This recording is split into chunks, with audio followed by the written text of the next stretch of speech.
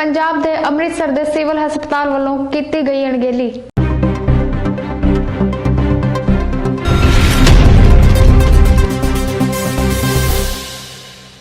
Mohali 10 face विच रह रहे एक परिवार के वड्डे बजुर्ग जिन्हां नूं कोरोना सी, जदों उन्हां नूं अमृतसर सिविल हस्पताल विच दाखिल किया गया तो 3 दिन उन्हां नूं मृत घोषित करके उत्थे ही रखिया ते परिवार तक खबर पहुंचण ते जदों बॉडी नूं घर मंगाया गया तो पता लगा कि बॉडी किसी पद्मावती नाम की औरत दी सी।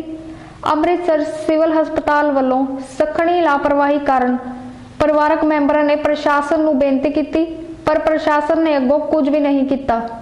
परिवार वालियां नाल जदों असीं गलबात कीती तां उन्हां ने दस्सिया। सत श्री अकाल, मैं सुखदेव सिंह सुनहरा समाज तो अज तुहाडे लई लैके आ रहे हैं एक खास मुलाकात उन्हां शख्सां दी जो कि कोविड दे पीड़ित ने, जिन्हां दे नाल इहो जी घटना वापरी है कि एक समाज लई एक कलंक दे तौर ते पेश होण जा रही है। तुसी भी हैरान हो जाओगे जो कि इस कोविड के दौर ते उन्हां नाल ये चीज़ वरती। पहला तो तुसी अपना नाम दसना जी। मेरा नाम जसवीर कौर है जी और असी फेस 10 मोहाली विच रहिंदे आ और मेरे फादर ला जिहड़े सी वो टांडा राम साहिब दे रहण वाले सी, हुशियारपुर जिला, और उन्हां नूं कोविड डिक्लेयर कीता सी। उन्हां नूं भेज दिता राहतवारा उत्थे जिहड़ा बनाया सी सेंटर। उस तो बाद उन्हां नूं अमृतसर सिविल हॉस्पिटल कर दिता रैफर, जिहड़ा कि उत्थे उन्हां नूं डेड डिक्लेयर कर दिता गया। 3 दिन पहले भी उन्होंने डेड डिक्लेयर किया गया सी। 3 दिन वो बिल्कुल उत्थे जींदे रहे। उस तो बाद फिर उन्होंने डेड डिक्लेयर किया गया। जिन्हां दी बॉडी सानू मिली नहीं, उन्हां दी जगह ते एक लेडी दी बॉडी आ गई पद्मा दी, ਜਿਹੜੀ कि अमृतसर की रहने वाली कैंसर पेशेंट सी। ਜਦੋਂ ਅਸੀਂ पूरे प्रशासन ਨੂੰ ਕਿਹਾ कि ਅਸੀਂ फेस देखना तो उन्होंने कहा ਛੱਡੋ ਪਰਾਂ ਕੀ देखना, लेकिन ਅਸੀਂ पूरा जोर ला के अपने फादर ਦਾ फेस देखना ਚਾਹਿਆ। ਜਦੋਂ ਅਸੀਂ ਉਹ ਜਿਪ ਖੋਲੀ ਤਾਂ ਵਿੱਚੋਂ ਲੇਡੀ ਦੀ मतलब फेस ਦੇਖਿਆ ਅਸੀਂ। ਇਹ ਸਭ ਕੁਝ ਦੇਖ ਕੇ ਅਸੀਂ ਬਹੁਤ ਹੈਰਾਨ ਹੋ ਗਏ। ਸਾਰੀ ਫੈਮਿਲੀ ਸਾਡੀ ਉੱਥੇ ਜਿਹੜੀ ਸੀ ਬੜੀ ਪਰੇਸ਼ਾਨ ਹੋਈ। ਪ੍ਰਸ਼ਾਸਨ ਨੇ ਵੀ ਕੋਈ ਸਾਡਾ ਸਾਥ ਨਹੀਂ ਇੰਨਾ ਦਿੱਤਾ ਵੀ ਇਹ ਕਿਉਂ ਹੋਇਆ।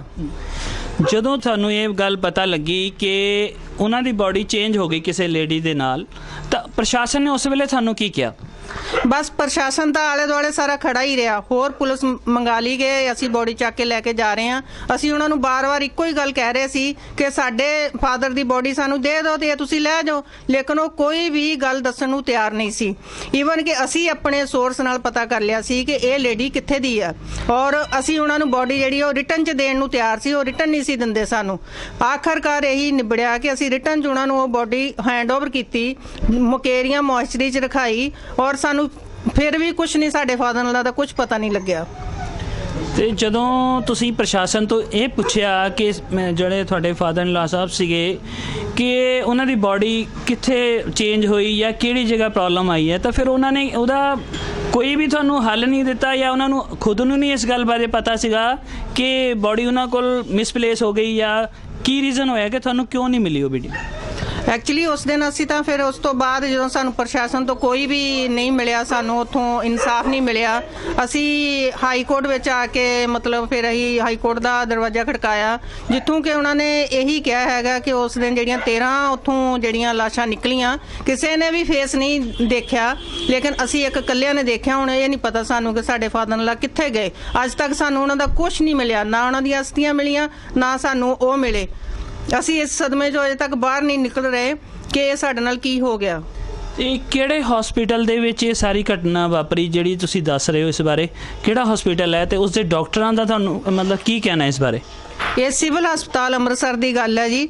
ਉਹਨਾਂ ਦੇ ਡਾਕਟਰ ਦਾ ਇਹੀ ਕਹਿਣਾ ਬਾਰ-ਬਾਰ ਕਿ ਇੱਕ ਛੋਟੀ ਜੀ ਗਲਤੀ ਹੋ ਗਈ ਹੈ। ਜੇ ਉਹ ਇਸ ਗੱਲ ਨੂੰ ਉਹ ਛੋਟੀ ਮੰਨਦੇ ਆ ਤਾਂ ਮੈਂ ਉਹਨਾਂ ਨੂੰ ਇਹ ਪੁੱਛਣਾ ਚਾਹੁੰਦੀ ਹਾਂ ਵੀ ਇਸ ਤੋਂ ਕੋਈ ਹੋਰ ਵੀ ਛੋਟੀ ਗੱਲ ਹੋ ਸਕਦੀ ਆ ਕਿ ਜਿਨ੍ਹਾਂ ਦੇ ਪਰਿਵਾਰ ਨੂੰ ਉਹਨਾਂ ਦੇ ਵੱਡੇ ਮੈਂਬਰ ਮਿਲੇ ਨਾ ਹੋਣ ਤਾਂ ਉਹ ਕਿਸ ਤਰ੍ਹਾਂ ਜੀ ਸਕਦੇ ਆ। ਤੁਸੀਂ ਹੁਣੇ ਦੇਖ ਰਹੇ ਸੀਗੇ ਕਿ ਇੱਕ ਇਨਸਾਨ ਜਿਸ ਦੀ ਡੈਥ ਕੋਵਿਡ ਕਰਕੇ ਹੋ ਜਾਂਦੀ ਹੈ, ਉਸ ਦੇ ਬਾਅਦ ਜੋ ਉਸ ਨਾਲ ਵਾਪਰਿਆ ਜਾਂ ਉਸ ਪਰਿਵਾਰ ਦੇ ਨਾਲ ਵਾਪਰ ਰਿਹਾ ਹੈ, ਇਹ ਕਿੰਨਾ ਦੁਖਾਂਤ ਹੈ ਕਿ ਉਸ ਪਰਿਵਾਰ ਲਈ ਕਿੰਨਾ ਦੁੱਖ ਵਾਲੀ ਗੱਲ ਹੈ ਕਿ ਇੱਕ ਇਨਸਾਨ ਦੀ ਬੋਡੀ ਚੇਂਜ ਕਰਕੇ ਦੂਸਰੇ ਨੂੰ ਦੇਣ ਦੇ ਬਾਅਦ ਪ੍ਰਸ਼ਾਸਨ ਇਸ ਨੂੰ ਇੱਕ ਛੋਟੀ ਜਿਹੀ ਭੁੱਲ ਦੱਸ ਰਿਹਾ ਹੈ, ਜਦੋਂ ਕਿ ਉਹਨਾਂ ਦੇ ਪਰਿਵਾਰਕ ਮੈਂਬਰਾਂ ਦਾ ਕਹਿਣਾ ਹੈ ਕਿ ਉਹਨਾਂ ਨੂੰ ਕੋਵਿਡ ਵੀ ਨਹੀਂ ਸੀ। ਇਸ ਕਾਲੇ ਦੌਰ ਦੇ ਵਿੱਚ ਇਸ ਤਰ੍ਹਾਂ ਦੀਆਂ ਘਟਨਾਵਾਂ ਇੱਕ ਦਿਲ ਨੂੰ ਦੁਖਾਉਣ ਵਾਲੀਆਂ ਜੋ ਇੱਕ ਸਮਾਜ ਤੇ ਕਲੰਕ ਦੇ ਤੌਰ ਤੇ ਸਾਡੇ ਸਾਹਮਣੇ ਆ ਰਹੀਆਂ, ਤੇ ਉਹਨਾਂ ਦੀ ਜਦੋਂ ਬਾਡੀ ਬਾਰੇ ਤੁਸੀਂ ਹੁਣ ਹਾਈ ਕੋਰਟ 'ਚ ਪਾਇਆ ਤਾਂ ਹਾਈ ਕੋਰਟ ਤੋਂ ਡਾਇਰੈਕਸ਼ਨ ਆਉਣ ਦੇ ਬਾਅਦ ਉਹਨਾਂ ਦਾ ਕੀ ਕਹਿਣਾ ਪ੍ਰਸ਼ਾਸਨ ਦਾ? ਬਸ ਉਹ ਪੁਲਿਸ ਇਨਕੁਆਇਰੀ ਕਰਕੇ ਉਹਨਾਂ ਨੇ ਦੇਤੀ ਹੈਗੀ ਆ। ਇੱਕ ਡਾਕਟਰ, 2 ਨਰਸਾਂ ਔਰ 4th ਕਲਾਸ ਦੀ ਜਿਹੜੀ ਗਲਤੀ ਕੱਢੀ ਆ। ਲੇਕਿਨ ਅਸੀਂ ਤਾਂ ਗਲਤੀ ਸਿਰਫ ਡਾਕਟਰ ਦੀ ਹੀ ਮੰਨਦੇ ਆ, ਅਸੀਂ ਨੀਚਲੇ ਸਟਾਫ ਨੂੰ ਕੁਝ ਨਹੀਂ ਕਹਿਣਾ ਚਾਹੁੰਦੇ। ਅਸੀਂ ਉਹ ਡਾਕਟਰ ਨੂੰ ਪਨਿਸ਼ ਕਰਾ ਕੇ ਹੀ ਰਹਾਂਗੇ। ਅਸੀਂ ਫਿਰ ਦੁਬਾਰਾ ਇੱਕ ਐਪਲੀਕੇਸ਼ਨ ਲਾਵਾਂਗੇ ਵੀ ਸਾਨੂੰ ਇਨਸਾਫ ਮਿਲਣਾ ਚਾਹੀਦਾ ਇਸ ਡਾਕਟਰ ਦੇ ਅਗੇਂਸਟ। ਜੋ ਵੀ ਤੁਸੀਂ ਕਾਰਵਾਈ ਕਰਨੀ ਆ ਕਰੋ, ਤਾਂ ਕਿ ਸਾਨੂੰ ਵੀ ਥੋੜੀ ਸ਼ਾਂਤੀ ਮਿਲੇ ਕਿ ਅਸੀਂ ਐਡੇ ਵੱਡੇ ਦੁੱਖ ਵਿੱਚੋਂ ਕਿੱਦਾਂ ਨਿਕਲੀਏ। ਜਿਹੜਾ ਡਾਕਟਰ ਸਾਹਿਬ ਸੀਗੇ, ਡਾਕਟਰ ਸਾਹਿਬ ਦਾ ਨਾਂ ਤੁਸੀਂ ਜਰਾ ਡਿਸਕਲੋਜ਼ ਕਰ ਸਕਦੇ ਹੋ ਜੀ? ਕੀ ਨਾਂ ਸੀ ਉਹਨਾਂ ਦਾ? ਮੇਰੇ ਕੋਲ ਹਰਪ੍ਰੀਤ ਕੌਰ ਹੈ ਨਾਂ ਡਾਕਟਰ ਸਾਹਿਬ ਦਾ। ਹਰਪ੍ਰੀਤ ਕੌਰ। ਹਾਂਜੀ। ਤੁਸੀਂ ਪਹਿਲਾਂ ਆਪਣੇ ਬਾਰੇ ਥੋੜਾ। ਨਹੀਂ, ਇਹ ਤਾਂ ਪੁਲਿਸ ਨੇ ਇਨਕੁਆਇਰ ਕੀਤਾ ਹੈ ਕਿ ਹਰਪ੍ਰੀਤ ਕੌਰ ਡਾਕਟਰ ਹੈ। ਬਾਕੀ ਹੋਰ ਵੀ 8-10 ਡਾਕਟਰਾਂ ਦਾ ਵੀ ਨਾਂ ਹੈਗੇ ਹੈ, ਲੇਕਿਨ ਉਹਨਾਂ ਦੇ ਸਾਰੇ ਬਿਆਨ ਇੱਕੋ ਜਿਹੇ ਬਿਆਨ ਹੈਗੇ ਆ।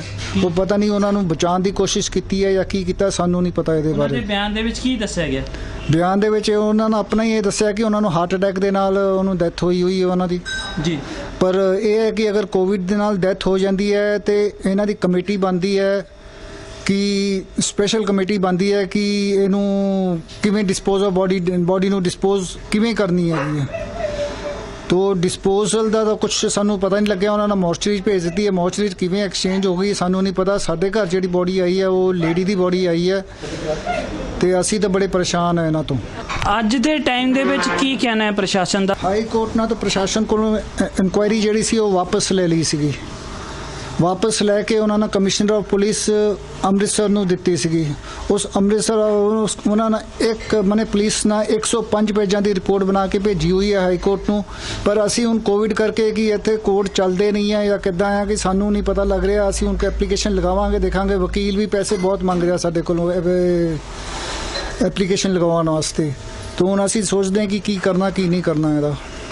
ਸਾਨੂੰ ਅਜੇ ਤੱਕ ਨਾ ਉਹਨਾਂ ਦੀਆਂ ਅਸਥੀਆਂ ਮਿਲੀਆਂ, ਨਾ ਸਾਨੂੰ ਪਤਾ ਲੱਗਿਆ ਕਿ ਬੋਡੀ ਡੈਥ ਹੋ ਗਈ ਹੈ ਜਾਂ ਨਹੀਂ ਹੋਈ। ਸਾਨੂੰ ਇਹਦੇ ਬਾਰੇ ਅਜੇ ਤੱਕ ਕੁਝ ਨਹੀਂ ਪਤਾ ਕਿ ਸਾਡੇ ਫਾਦਰ ਸਾਹਿਬ ਦੇ ਨਾਲ ਹੋਇਆ ਕੀ ਹੈ।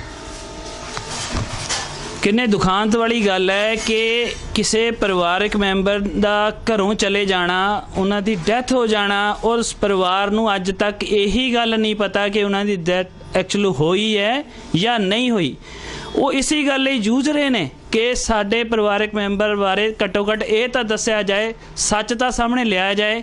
ਜਦ ਕਿ ਪ੍ਰਸ਼ਾਸਨ ਹਾਈ ਕੋਰਟ ਦੀ ਰਹਿਨੁਮਾ ਦੇ ਅਨੁਸਾਰ ਵੀ ਉਹ ਲੋਕ ਕੰਮ ਨਹੀਂ ਕਰ ਰਹੇ, ਤੇ ਆਉਣ ਵਾਲੇ ਸਮੇਂ ਦੇ ਵਿੱਚ ਉਹ ਕਿਵੇਂ ਸਹਿਯੋਗ ਕਰਨਗੇ ਇਸ ਚੀਜ਼ ਦਾ ਤਾਂ ਆਉਣ ਵਾਲਾ ਵਾਕਈ ਸਮਾਂ ਹੀ ਦੱਸੇਗਾ। ਹੁਣ ਅਸੀਂ ਤੁਹਾਨੂੰ ਦਿਖਾਉਣ ਜਾ ਰਹੇ ਹਾਂ ਉਸ ਸ਼ਖਸ ਦੀ ਫੋਟੋ ਜਿਨ੍ਹਾਂ ਦਾ ਨਾਂ ਸਰਦਾਰ ਪ੍ਰੀਤਮ ਸਿੰਘ ਹੈ, ਤੇ ਉਹਨਾਂ ਨੂੰ ਕੋਵਿਡ ਦੀ ਭੇਟ ਚੜਾ ਦਿੱਤਾ ਗਿਆ ਹੈ, ਤੇ ਜਿਨ੍ਹਾਂ ਦੀ ਲਾਸ਼ ਵੀ ਅੱਜ ਦੇ ਟਾਈਮ 'ਚ ਖੁਰਦ-ਬੁਰਦ ਕਰ ਦਿੱਤੀ ਗਈ ਹੈ। ਹੁਣੇ ਅਸੀਂ ਗੱਲਬਾਤ ਕਰ ਰਹੇ ਸੀ ਗੁਰਚਰਨਜੀਤ ਸਿੰਘ ਤੇ ਜਸਵੀਰ ਕੌਰ ਜੀ ਨਾਲ, ਜਿਨ੍ਹਾਂ ਦੇ ਫਾਦਰ ਇਨ ਲਾ ਤੇ ਫਾਦਰ ਸਾਹਿਬ ਕਰੋਨਾ ਦੀ ਮੰਥਨ ਦੇ ਵਿੱਚ ਉਹਨਾਂ ਦੀ ਲਾਸ਼ ਖੁਰਦ ਹੋਈ ਹੈ, ਜਿਸ ਦਾ ਹਜੇ ਤੱਕ ਕੋਈ ਵੀ ਨਾ ਤਾਂ ਕੋਈ ਕਾਰਨ ਸਪਸ਼ਟ ਹੋ ਸਕਿਆ ਹੈ ਤੇ ਨਾ ਹੀ ਇਸ ਦੇ ਬਾਰੇ ਹਲੇ ਕੋਈ ਪ੍ਰਸ਼ਾਸਨ ਨੇ ਉਹਨਾਂ ਨੂੰ ਸੈਟੀਸਫਾਈ ਆਨਸਰ ਦਿੱਤਾ ਹੈ। ਇਸੇ ਤਰ੍ਹਾਂ ਦੀ ਜਾਂਚ ਪੜਤਾਲ ਅਸੀਂ ਤੁਹਾਡੇ ਨਾਲ ਕਰਦੇ ਰਹਾਂਗੇ। ਇਸ ਤਰ੍ਹਾਂ ਦੀਆਂ ਹੋਰ ਕਈ ਕਹਾਣੀਆਂ ਤੁਹਾਡੇ ਨਾਲ ਸਾਹਮਣੇ ਰੂਬਰੂ ਕਰਦੇ ਰਹਾਂਗੇ। ਤੁਸੀਂ ਦੇਖਦੇ ਰਹੋ ਸੁਨਹਿਰਾ ਸਮਾਜ ਸੁਖਦੇਵ ਸਿੰਘ ਨਾਲ।